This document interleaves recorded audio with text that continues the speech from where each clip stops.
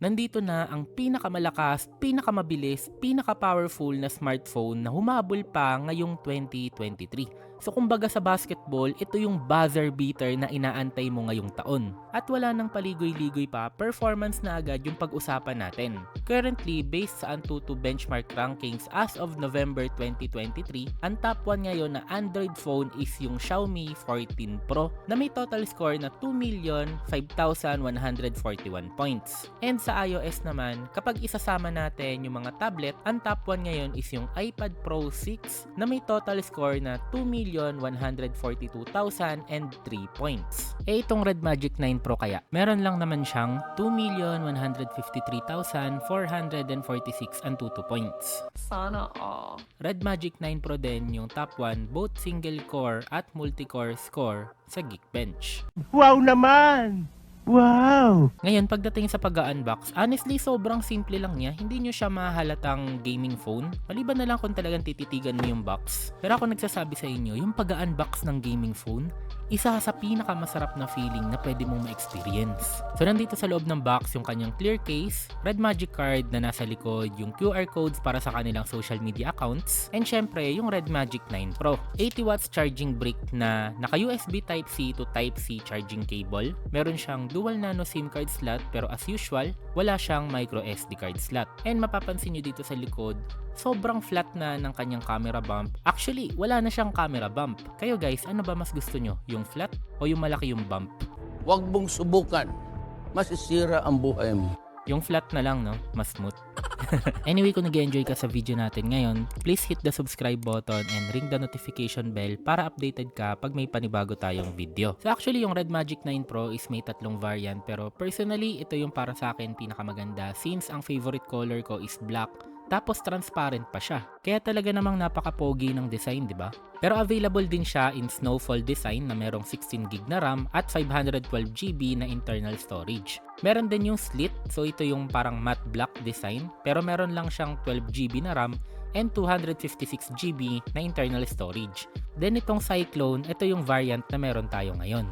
Meron siyang 6.8 inches full AMOLED display na kaya up to 1,600 nits of peak brightness. And kung mapapansin niyo, wala ulit siyang camera punch hole or any notch na makikita sa display kaya talaga namang may enjoy nyo dito manood ng mga movies or maglaro ng mga games.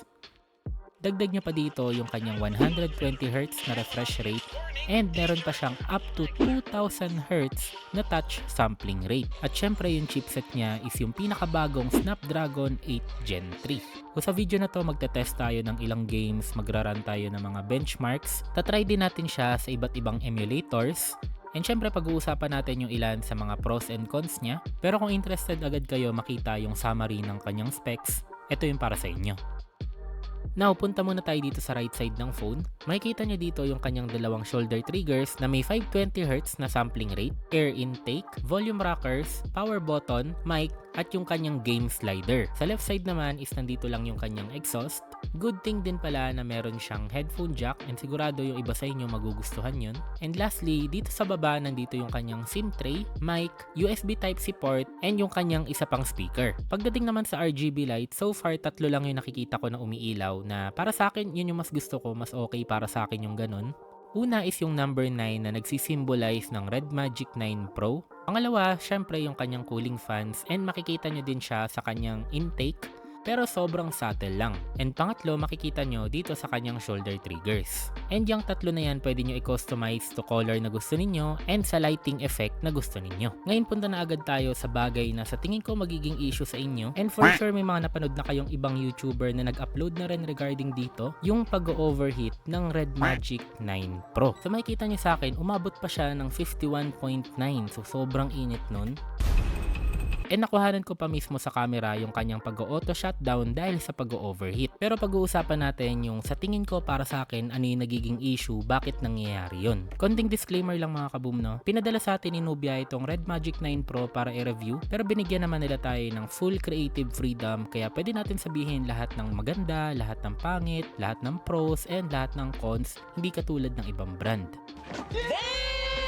So ito exactly yung mga ginawa kong test sa Red Magic 9 Pro bago siya nag-auto shutdown. Una is nag-run ako ng the solar-based stress test dito sa 3D benchmark. Take note, naka-turn on yung kanyang cooling system. Pero ang catch is ilalagay ko siya sa Diablo mode or ito yung talagang ipupush natin sa limit yung ating Red Magic phone. So para mas maintindihan ninyo, meron tatlong mode yung ating CPU, Eco, Balance, and Rise, which is ito yung pinakamalakas na pwede nating gawin dito sa Red Magic 9 Pro. But meron pa tayo ditong nakatago na Diablo mode that pushes the phone beyond its limit. So ibig sabihin sa test na gagawin natin, ito yung pinaka-powerful state ng phone na pwede nating gawin. Dagdag pa natin dito is tinodo ko pa yung kanyang brightness. Ang naging problem ko lang during this first test is ginawa ko siya ng may case yung cellphone. Pero dahil nagsimula na yung test nung napansin ko siya, hinayaan ko na lang. Then pagbalik ko, napansin ko namatay yung phone and tinignan ko agad yung temperature niya, umabot siya ng 51.6 sa harap. Then, umabot naman siya ng 51.9 sa likod. So, para mag-ready tayo sa pangalawang test is, tinanggal ko muna yung kanyang case and hinayaan ko muna siyang mag-cool down bago tayo magsimula ulit. So, para sa second test is, nilagay ko na lang sa balance yung ating mode, tapos binaba ko ng isa yung ating brightness. And na-realize ko din na baka hinaharangan ng Unihertz phone yung ating exhaust dito sa fans, kaya inusog ko siya ng konti. After nun, sinimulan ko na yung test. So dito ako medyo nagulat no, kasi pansinin nyo na lang around 11 minute mark, mamamatay ulit yung phone. And also nung tinemperature check ko siya is nasa 40.1 lang naman siya, unlike kanina na umabot ng 51. So hindi ko talaga alam kung bakit siya namatay. And ito para sa last test, ang ginawa ko na lang is still nasa balance siya, walang case, pero binaba ko yung brightness up until nakikita ko kahit papano yung phone. So ang naging problem ko naman dito is nakalimutan ko yung timer, pero at least ayan, nakikita nyo pa rin naman yung display kahit papano. So anyway, good news, this time pangatlong test is natapos niya yung ating solar-based stress test and upon checking, umaabot pa nga tayo ng 99.4% stability. So ito feeling ko lang sobrang laki ng effect ng brightness dito sa performance ng ating phone. Pangalawang iniisip ko naman is yung software update kasi last December 7 is tinest ko siya sa CPU throttle. So dito hindi naka-turn on yung internal cooling fans. So makikita nyo from green medyo nag-yellow siya. Then kinabukasan December 8, tinest ko siya nang naka-turn on naman yung cooler. And ayun, makikita nyo mas stable siya. Halos hindi siya nag-yellow, 'di ba? Kung mapapansin niyo. Then within the day din naka-receive ako ng software update dito sa ating Red Magic phone. Then yan. So sobrang grabe ng change, 'di ba? From medyo stable dati, ngayon nagpupula. And pangalawang reason kung bakit naisip ko na baka software update is dahil dito. So may nagpa-pop up sa akin na panibagong software update, pero every time na tinatry ko siya is laging system update failed. The system update package did not match the phone. So hanggang ngayon na nag-edit ako ng video is ganyan pa rin yung sitwasyon, and ito rin yung reason kung bakit medyo late yung pag-upload natin ng Red Magic 9 Pro kasi inaantay ko muna na magkaroon siya ng panibagong software update, pero until now is wala pa din. Pero take note lang guys na kaming mga reviewer, ang gamit namin dito is yung parang beta software update, hindi pa siya yung magiging official na software once na nilaunch na talaga yung phone. Kaya naman siguro gagawa na lang ako ng panibagong video dito after a month. Pero now, pag-usapan natin pag ginagamit nyo siya sa actual gaming. Kanina kasi 'di ba is puro benchmark lang tayo. Ngayon is actual na naglalaro. So, yes, umiinit siya. Lalo na yung sides and yung likod, mafe-feel nyo talaga siya sa kamay at sa daliri ninyo. Pero performance-wise, yung paglalag, paghahang, or pagkakaroon ng FPS drops, never ako nagkakaroon. Even maglaro ako ng 30 minutes up to 1 hour na straight, wala talaga. Pero take note lang guys, iba yung naglalag dahil hindi kinakaya ng phone at yung naglalag dahil hindi pa optimized yung game or application para sa chipset ng phone. Para sa akin, best example siguro dito is yung mga emulators. Since bago pa yung ating chipset na Snapdragon 8 Gen 3, kaya talagang may mga time na maghahang, maglalag, or minsan magfo-force close pa yung game or yung app na ginagamit mo since bago pa nga lang yung chipset na meron tayo. And speaking of emulators, para makita talaga natin yung performance nitong Red Magic 9 Pro, nilagay ko yung ating upscale multiplier dito sa Aether SX2 ng pinakasagad or yung 8 times. And makikita nyo naman so far kinakaya niya, umaabot tayo dito ng 45 FPS and now downscale ko siya to 7 times. Then boom, solid 60 FPS na tayo. Then next naman sa PPSSPP, yung ating rendering resolution nilagay ko sa 10 times. Then yung display resolution nilagay ko sa 5 times. And so far kinakaya naman niya, makikita nyo dito, umaabot pa rin siya ng 60 FPS. By the way pala, lahat ng emulators na ginamit natin dito is naka-official settings lang, wala akong binagong kahit ano maliban na lang sa resolution. So ibig sabihin yung limiter or yung FPS limiter is naka-turned on. So ibig sabihin pwede pa siyang umabot ng more than 60 FPS pag tinurn off natin. Next one is Dolphin Emulator. Dito naman up to 6 times native 4K yung ating pwedeng gawing internal resolution na sagad. And ayan, makikita nyo umabot tayo ng 28 to 31 FPS. Again, kagaya kanina, naka-turn on pa rin yung ating limiter, which is ang limiter dito sa Dolphin Emulator para sa game na to is 30 FPS lang. So meaning once in-off natin, pwede pa siyang umabot ng mas mataas. So siguro gagawin na lang natin yon sa official gaming review dito sa Red Magic 9 or pag lumabas na yung panibagong software update na inaantay ko. Now pag-usapan naman natin yung kanyang battery. So meron siyang 6,500 mAh with up to 80 watts na wired charging. So tinry ko siyang i-charge from 15% up to 100% and inabot lang tayo ng 36 minutes and 16 seconds. Good news din sa mga talagang solid gamer, meron siyang charge separation or yung bypass charging. Ibig sabihin para siyang laptop na once na tinurn on mo to, kukunin na ng phone yung kanyang power sa charging brick imbis na sa battery.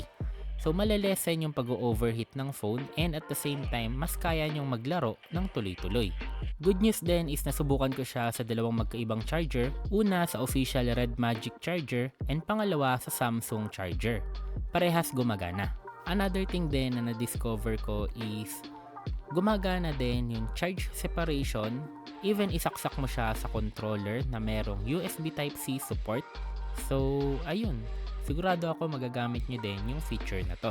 And syempre, dahil gaming phone tong Red Magic 9 Pro, madami kayong gaming features din na pwede kayong ma-access dito. Kagaya na lang for example nitong hunting filter, aiming assist na pwede nyong gamitin sa mga FPS games like Call of Duty and Firelight, game magnifier, so para kayong naka-sniper scope, even hindi kayo naka-sniper.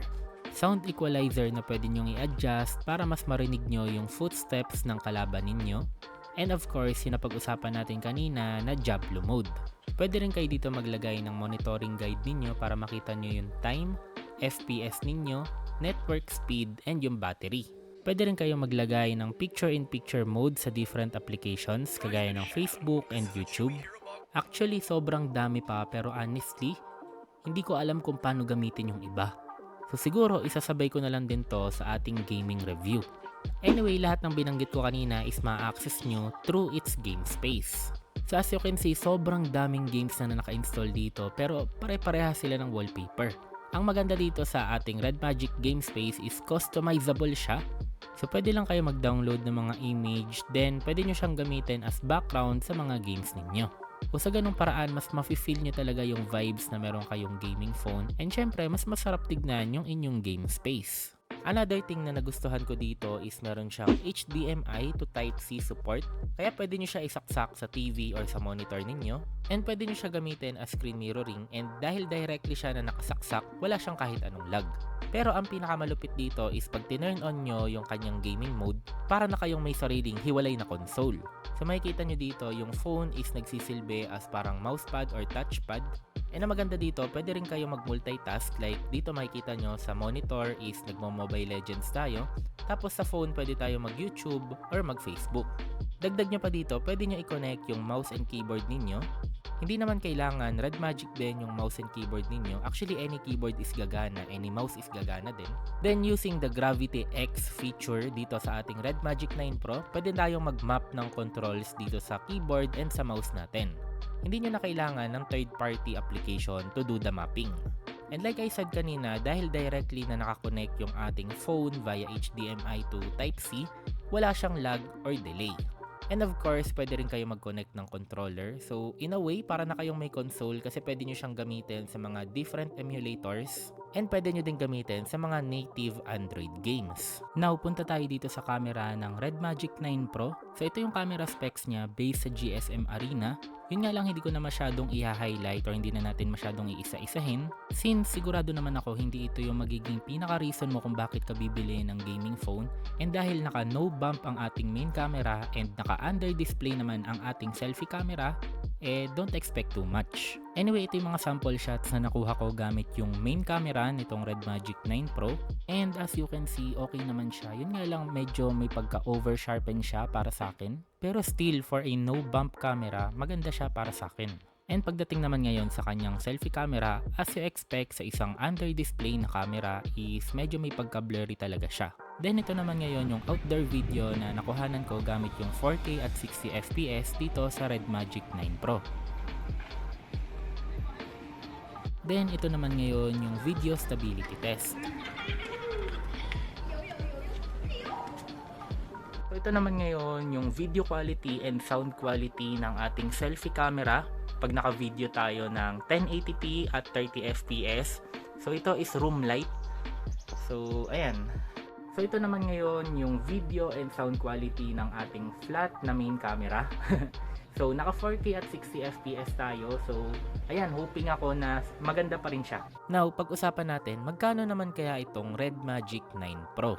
Dito sa website ng Red Magic is yung Snowfall at yung Cyclone is nagkakahalaga ng $799 and yung Slit naman is nagkakahalaga ng $649 na pag i-convert natin is 44,000 plus and 36,000 plus respectively. Pero as of now, wala pa akong idea kung magkano yung magiging shipping pag sa website kayo nag-order. Pero kung gusto nyo na dito kayo sa online store sa Pilipinas mag-order, meron siya sa Lazada, 42,189 pesos para sa Slit variant. Then both Cyclone and Snowfall na variant is parehas na 49,999 pesos. Anyway, both links is ilalagay ko na lang sa description. Anyway guys, yun lang muna para sa video natin ngayon. Hopefully nagustuhan ninyo. And kung may mga katanungan kayo, pwede nyo naman ilagay sa comment section para masagot natin. So yun lang guys, don't forget to like, comment, and subscribe. Ingat kayo palagi at maraming salamat.